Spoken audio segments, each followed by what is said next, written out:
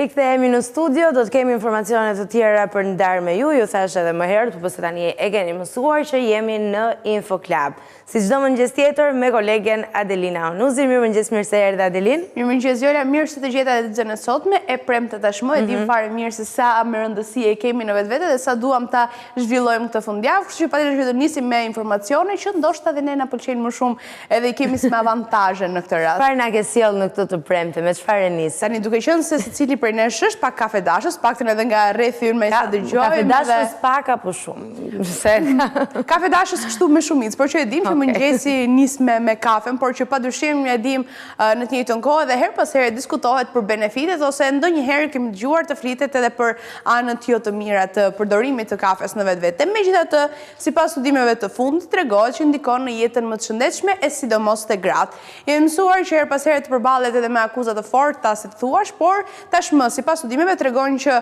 ndikon edhe në jetëgjatësi. E dim fare mirë që edhe kjo është një aspekt që shumë diskutohet, shumë flitet edhe ka interes sigurisht, por megjithatë është treguar se është konkretisht te gratë, duke qenë se ka edhe vetit e veta më të shumta sa i përket kafes në ato çfarë tregon, rezultatet që ka her pas here, në ndikimin e energjisë që mund të kemi edhe gjithçka tjetër që lidhet me përdorimin e kafes. Sigurisht edhe në këtë rast nuk duhet të abuzojmë me përdorimin edhe të jetë në masa shumë të mëdha, që kemi thënë edhe herë të tjera që çdo gjë që është tepruar sigurisht që është e dëmshme, sado me benefite të jetës. Duhet të shndrojmë brenda një kufiri të shëndetshëm, se ndonjëherë njerëzit nisur nga ideja që mund ketë disa lajme të cilat janë shumë pozitive lidhur me përdorimin e kafes apo çfarëdo lloj elementi tjetër, fillojnë ta shfrytëzojnë dhe ta përdorin pa i vendosur vetes disa limite. Patjetër ka disa limite të cilat duhen pikërisht për konsumin e kësaj pije, pa të cilën ne nuk e nisim dot mëngjesin. Nuk e di për ty, Adelin, por këto kohët e fundit e kam parë me kafe. Pa të parën apo të dytën kafe? Pa kafen. Po, në fakt, është shumë e rëndësishme edhe në fakt e kemi edhe si traditë, si thuash, edhe kjo nis për secilin, bëhet si pjesë e rutinës, edhe nëse nuk janë ato dashamirësit e mëdhenj të kafes në vetvete, apo njerëzit që duan ta shijojnë maksimalisht, kemi parë që ka zakone të ndryshme të gjithë secili për përdorimin dhe mënyrën se si duan ta shijojnë kafen, disa duan të marrin atë kafen ta kenë përgjatë gjithë ditës, disa të tjerë duan ta kthejnë kështu me fund, si thuash, që të kenë atë efektin e menjëhershëm që mund t'jap kafja. Megjithatë lidhet edhe koha dhe është shumë e rëndësishme se në çfarë orari konsumon kafe. E kemi parë që për shumë individ mund të jetë problem dhe her pas here nëse i ofrohet një kafe nga pasditja e vonë, thonë që i le pa gjumë dhe nuk është e mira që ta pinë në atë moment. Janë disa të tjerë më pas që thonë që mund ta pimë edhe para se të flejmë gjumë dhe më pas të shtrihemi. Dhe ka në fakt ekspertë të ndryshëm që na tregojnë që ky është një lloj miti sa i përket konsumit të kafes përpara gjumit, sepse nuk ka këtë efekt. Efekti i zgjimit është një efekt psikologjik mbi të gjitha që ne ja kemi ushqyer vetes dhe ne dim se sa rëndësishme është psikologjia dhe çfarë mund të shkaktojë. Kështu që, po e mira është që mos ta pini kafen sidomos përpara gjumit, sepse ka edhe një efekt dehidratimi tek trupi, prandaj edhe kultura është e tillë që me një filxhan kafe duhet marrim edhe një sasi ujë që të kemi mundësi që në të njëjtën kohë që marrim këto element nga kafja të marrim edhe hidratimin e nevojshëm për të qenë të shëndetshëm dhe për të pasur pastaj gjitha këto benefitet që Adelina i përmendi, që lidhen me një shëndet më të mirë, sidomos te gratë, dhe lidhen padyshim edhe me procesin e plakës. Edhe pse ai është një proces i pashmangshëm dhe që çdo njeri mbi gjithçka tjetër duhet ta shijojë. Dhe ta arrijë patjetër shumë e rëndësishme dhe kjo po vërtet e bën përshtypje. Nuk e di për ty si ndodh, po unë për shembull edhe unë jam nga ata që mund të pi kafen edhe mund të flet direkt pasaj, nuk është se më ndikon në pjesën e gjumit, po megjithatë është edhe shumë e rëndësishme dhe pjesa psikologjike përpos faktit që duhet të jemi të kujdesshëm në të gjitha detajet që përmendë pak më parë. Adelina, nëse do të kishe disa mijëra euro, do t'i shfrytëzoje për të blerë një labubu? Jo, në fakt. Nuk e di përse, po megjithatë duket shumë interesante, ka bërë një bujë në të gjithë rrjetin, por mendoj që do i shpenzoja për diçka tjetër, ndryshe nga ky trend që është bërë tashmë kudo, viral, i frikshëm duhet thënë vërtet. Realisht një trend shumë i frikshëm që kam bërritur edhe në Shqipëri tek disa prej influencerave më të famshëm. Jo, me thënë të drejtën nuk do t'i shpenzoja aq para për të bler një labubu, edhe pse shumë të tjerë sqarojnë dhe vendosin theksin që mund të jetë një investim që do shërbejnë në të ardhmen duke i bërë pjesë të koleksioneve të ndryshme këto kukulla të vogla dhe gjatë frikshme. Në të njëjtën kohë do thoja unë, besoj patë mundësi ta shihim një prej videove që na tregohej nga njëra prej këtyre krijesave të vogla të krijuara nga Pop Mart me një ndikim mjaft të gjerë në mbar globin tashmë. Influenca ka bërë punën e saj dhe ndikimi i labubuve ka qenë kaq i madh sa që një kukull labubu me madhsinë e njeriut është shitur në këtë javë në Ankand me një shifër rekord prej 1.08 milion yenësh ose $150.000 në një shtëpi Ankandi kineze. Pra një kukull labubu, po me përmasa 131 cm që mund të shkojnë aty afër tek një fëmijë 10 vjeçar apo 12 vjeçar. Dhe duket realisht e frikshme tendenca e të blerit kukullave të tilla që vendosen përgjithsisht si aksesor në çantë, çfarë nuk ka ndodhur me shitjen e tyre. Nëse të vazhdojnë të qëndrojnë, unë do ulem dhe kërkoj që ti kemi kështu të plotë si një film vizatimor, si thua, ta shikojmë se vërtet duket shumë interesante dhe të gjithë ata që e blejnë, përpos asaj çka ne po thonim pak më parë që nuk të harxhonim kaq shumë para për të pasur këtë lloj kukulle, duket shumë interesante, shumë e këndshme, shumë e dashur për çdo që ta ketë, por sigurisht paktën personalisht jo me atë lloj çmimi. Është e lezetshme po ta shohësh, po një pjesë e mirë e cilësojnë edhe si të frikshme dhe ka po themi ende mite që e lidhin këtë figurë, pra labubut, i lidhin edhe me histori të frikshme duke pasur kështu pretendime të ndryshme. Megjithatë kjo nuk dihet ende, por ajo çfarë dim të themi me siguri është që kjo kukull e vogël, ky arush i vogël, ka shkaktuar edhe shumë përplasje në qendrat ku shitet, duke qenë se njerëzit mbanin radhë. Realisht kam parë video Adelin. Mes bërkën që të shitet edhe njerëzit në radhë për ta marrë. Ka ndodhur e njëjta gjë praktikisht. Njerëzit mund të shkonin në dyqanet e Pop Martit në Kin, që në orët e para të mëngjesit për të siguruar radhën e tyre në mënyrë që të shkonin dhe të blinin këto labubu të famshme. Po të shkonin dhe të qëndronin në gjatë. Do të shpenzonin para gjithsesi, por janë të gatshëm për të shpenzuar para. E sqaroj edhe më herët që shihet edhe si një metodë investimi nga ana tjetër.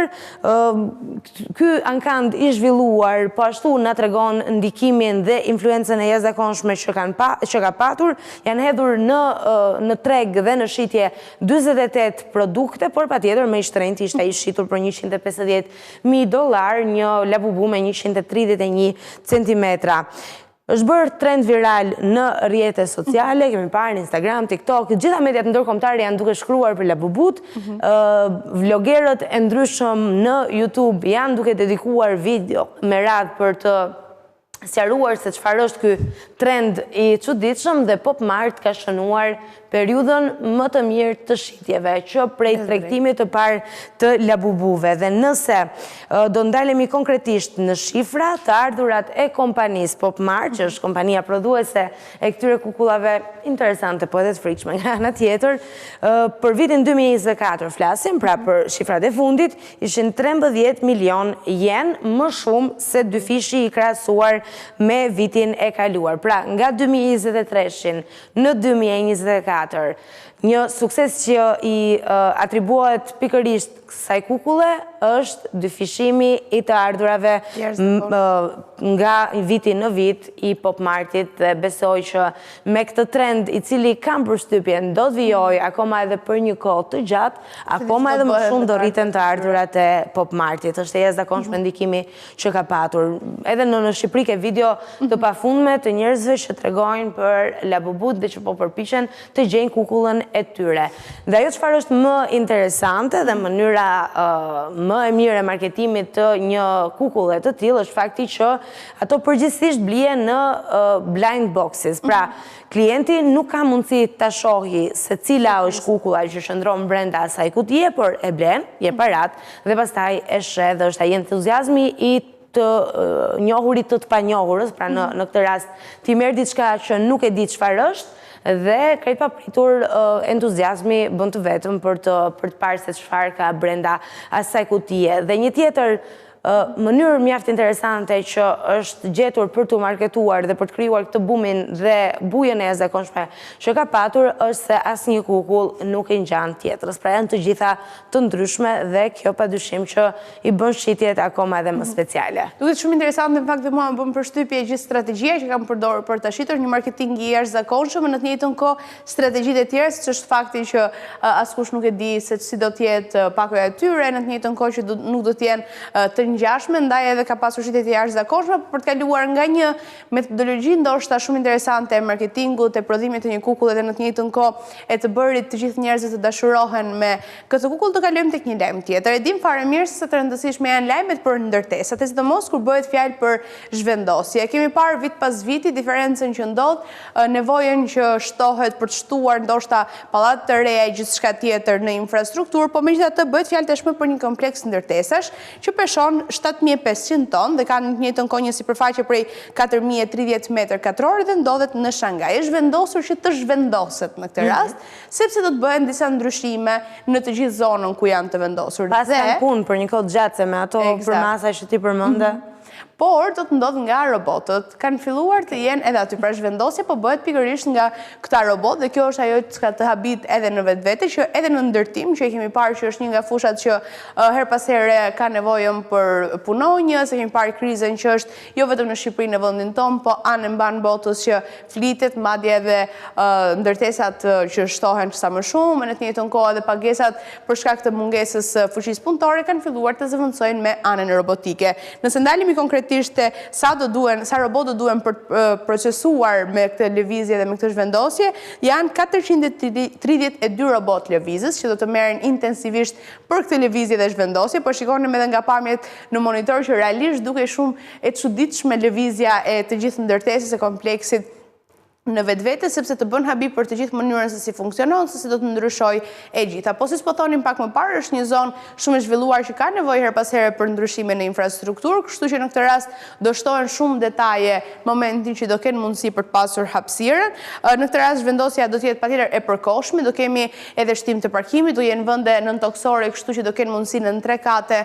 nën tokë që do bëhen të gjitha ndryshimet e nevojshme. Është parë si një mënyrë që do të ketë mundësi edhe të tjerë më pas për të bërë televizje për të zhvendosur, po këtë e shohim fare mirë dhe mendojmë që nuk mund të ndodhë në çdo zonë për shkak se mund të jenë të mbi populluara dhe nuk mund të ndryshosh dhe të lëvizësh të gjithë komplekset. Megjithatë, kjo ka bërë një bujë të veçantë dhe kanë qenë të shumtë ata të interesuarit për të kuptuar më shumë se si funksionon, sa do të preket në vetvete, si do hapen tematika të tjera për të kuptuar nëse me kalimin e viteve do zëvendësohen edhe punonjësit e ndërtimit. Në fakt, në këtë rast sfida kryesore ka qenë dënësia e ndërtesave historike, në të njëjtën kohë edhe rrugëve të ngushta që e bëjnë të pamundur deri diku të gjitha të përdorimin e mjeteve tradicionale që jemi mësuar të shikojmë zakonisht dhe prandaj ka bërë shumë përshtypje në të gjithë vendin. Duket krejtësisht interesante mënyra si funksionon edhe çfarë do të ndodhë, por unë jam shumë kurioze për të parë se çfarë do të ndodhë me vendet e tjera në të njëjtën kohë. Ndoshta mund të ndjekin një shembull të tillë, po padyshim që duhet të përmirësojnë teknologjitë e tyre dhe unë nuk e vënë në diskutim që është një herazi edhe shumë e kushtueshme. Po teksa shija këtë video, Adelin,